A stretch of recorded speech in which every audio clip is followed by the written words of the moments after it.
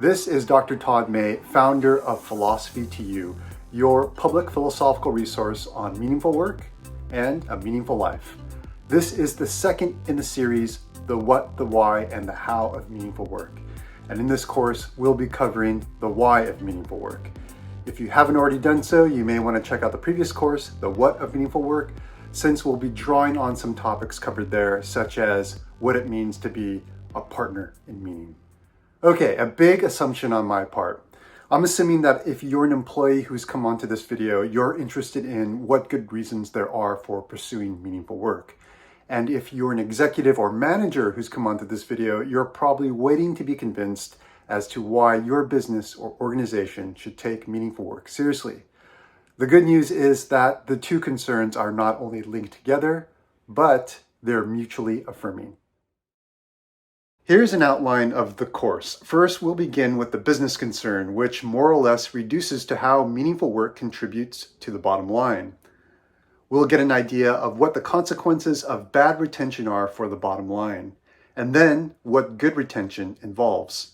I'll be making the case as to why good retention requires meaningful work and not just things like career progression and job satisfaction. After unpacking that, we'll consider why meaningful work matters for individual employees in terms of something called the capabilities approach, which we encountered in the first course on the what of meaningful work. So the business concern for the bottom line and the individual concern for meaningfulness in one's job, those two things I'll try to wrap up under the idea of partners in meaning. Bad retention is when a business fails in maintaining a consistent body of staff. There's a lot of turnover, a lack of familiar faces, there's a lack of consistency of practices, and there is a dearth in the growth of knowledge.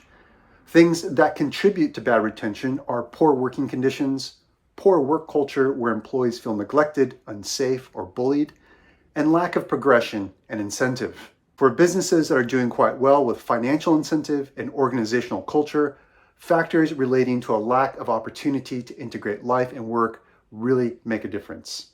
A competitor who offers more in the way of personal development and a strong expression of care for its employees can be enticing away your best employees. Irrespective of this, at Philosophy to You, we strongly believe that aspects of meaningfulness related to personal development can be and should be integrated within the business structure across the board. So you can see here from the research by Finances Online, in 2020, bad retention costs amounted to $630 billion in the US. Or if you want to think about this cost in terms of having to hire and train new employees, new hiring costs 30% of the salary of the employee who left the business. So it's not only more cost effective to retain staff, but also think about those intangible advantages your business might be losing. A loss of experience and knowledge that can help in other coworkers, a loss of bonding between an already existing cohesive team, a loss in upward progression of the employees who left, who might really prove to be an asset to the business at a higher level.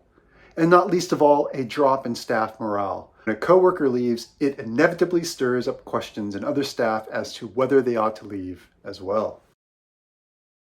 In turning towards factors that support and develop good retention, we have to bear in mind the different spheres that can come together for a good synergy. In the next few slides, we're going to look at some familiar features of good retention in order to understand where meaningful work factors in. The point of this is to see how meaningful work is a distinctive feature on which a business or organization needs to focus. And more importantly, that meaningful work not only underwrites, but also informs the other familiar features.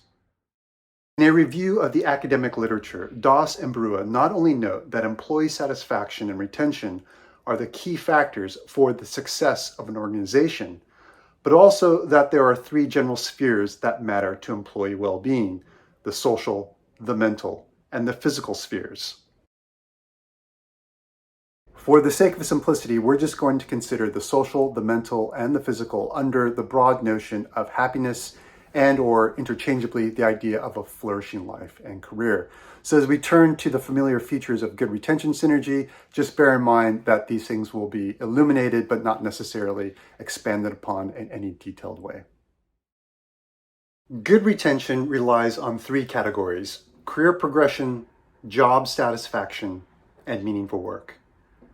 Career progression includes things like key performance indicators or KPIs, salary advancement, mentoring and leadership, training, education, and a review process. Job satisfaction often includes a balance between familiar routine and challenges, flexible scheduling, social cohesion and synergy, good leadership, and an open work culture. So here's what's interesting about career progression and job satisfaction. What often goes unnoticed is that these two often lead to concerns about how well one's life is going. After all, we don't want to progress in a career for its own sake, and we don't want job satisfaction to be the main joy we get out of life. So inevitably, we start to ask how these two fit within a life well lived or our overall happiness. Usually, we like to see work feeding into and supporting our lives, and this is where the sphere of meaningful work arises with a very pronounced urgency. In other words, good employee retention isn't complete or at its full strength unless it figures in meaningful work in some way. Think of it this way. When work goes well, it allows us to focus on how we can best live our lives. But this is only half the story, because at this stage, work is a mere means to allow us to do what we want. To make one's job standing stronger, work can naturally support and nurture important things about our lives. It doesn't have to be something we do and happen to like. It can become a major component in positively shaping how we live. Work then attains a positive role in life, or it becomes a positive feature of how our life is going. To sum this up, when work merely goes well and fits life for the time being, call this a nice coincidence. When work not only fits, but supports and nurtures our life and is a key feature of its meaning, call this a virtuous relation. So in looking at the spheres, you'll see in the overlapping bit between career progression and job satisfaction, the concerns about living well. And this is where meaningful work comes in. What's meaningful about work is the way it contributes to a flourishing life. There are two ways this can be unpacked: expressly philosophically, or practically with philosophical underpinnings. If you want a taste of the expressly philosophical, you can check out our blogs on philosophy2.com, where we have a category for blogs on a meaningful life. For example, a blog entitled, "What is a Meaningful Life?"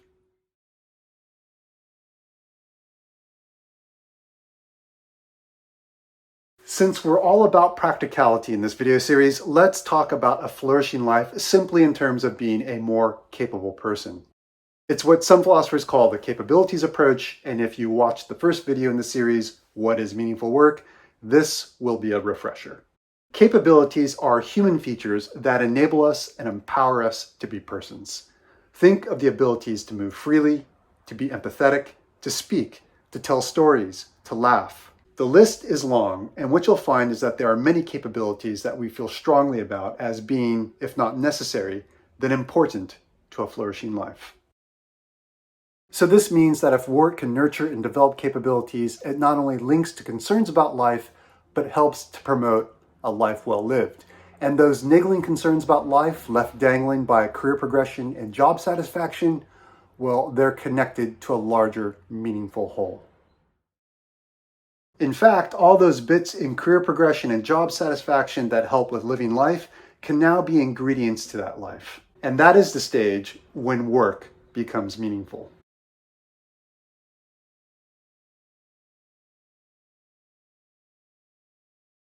According to a study by Popetun, experienced meaningfulness, especially early in a career, can be driven by employees' job experiences that align with their work values and through which they can grow and build a career.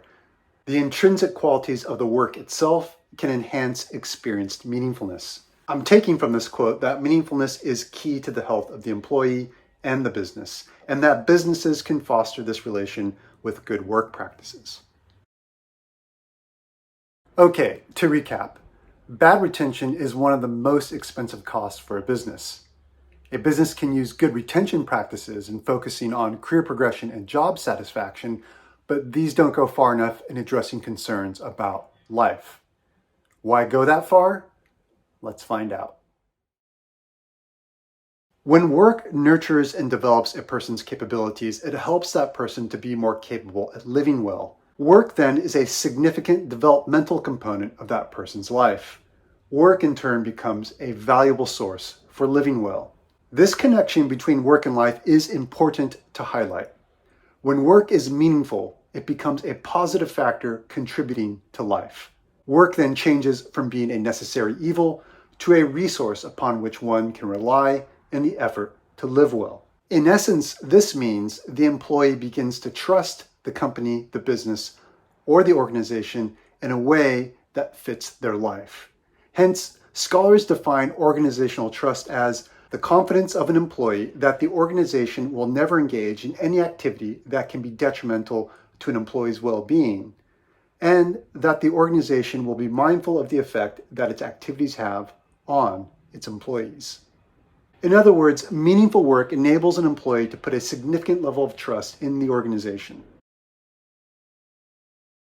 In a recent review of empirical literature, a team of social scientists found employee trust was huge in terms of increasing an organization's reputation and productivity. It positively impacted things like organizational citizenship, job outcomes, and work engagement. So the big questions in view of trust: how do we develop capabilities? How can we create meaningful work? That is a topic for the next course, How Can We Create Meaningful Work? And for now, I just want to round out why meaningful work matters to us as individuals. Why is meaningful work important for employees? The answer is straightforward. If your work is not meaningful, and yet it's something to which you're devoting most of your life, that is not a good thing. Job satisfaction can be good, but it often means that employees are setting the bar a little bit too low by being satisfied with things like a salary, with free time, or by liking the colleagues with whom one works. If you want to know more about why job satisfaction is not enough, please visit our website and see the related blogs. And for more extended investigation, we have a playbook called Scaling Job Satisfaction. For now, what's important to note is that when work becomes parasitic upon one's life and leaves one feeling empty, then that is more or less what we call a midlife crisis. Midlife crisis is the realization that what one has been doing has not really been adding value to anything real. To be sure, there is a lot of dispute amongst economists and psychologists as to whether such a crisis actually occurs. As a philosopher, I want to say it's quite natural for us to undergo intense self-examination at the midpoint in our lives as we start to ask questions about what we've done with our lives, or as we start to lose family and friends. In any event, a study by the Brookings Institute found in the US, deaths from despair are most likely to occur in the middle-aged years, and the patterns are robustly associated with unhappiness and stress. Across countries, chronic depression and suicide rates peak in midlife. The midlife dip in well-being is robust to within-person analysis. While we don't expect our work to provide us with answers to major philosophical questions about the meaning of life, it is reasonable to expect that if we spend so much time doing work, work should be a place of cultivation. And it can be if it develops essential human capabilities.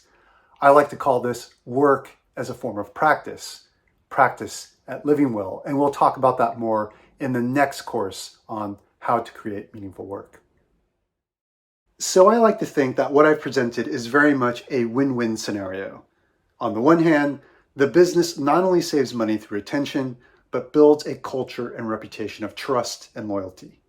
On the other hand, the employee not only benefits from career progression and job satisfaction, but gains from work being a significant factor developing capabilities for a flourishing human life. When these two align and come together, it's what I like to call partners in meaning. It's not just mutual benefit, since the two, work and employee, actually become integral to one another's success and well-being. It's mutual benefit, mutual dependence, and mutual affirmation.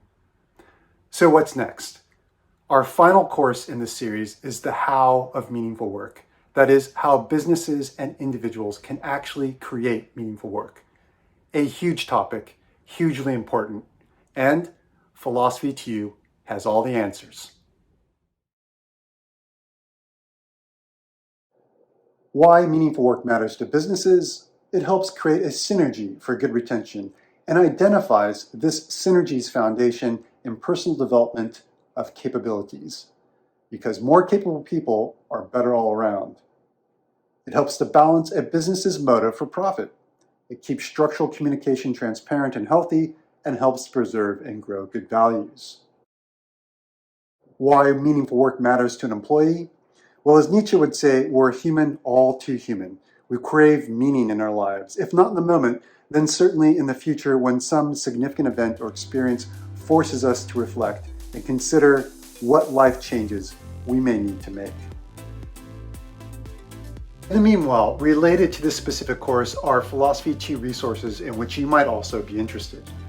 For example, you might want to check out our playbook and workbooks on scaling job satisfaction, meaningful work, the memory game, and measuring meaningfulness in work. And as always, if you need a more bespoke engagement for insight and analysis, you can contact me, Dr. Todd May. I've had extensive experience and success working with businesses and individuals alike.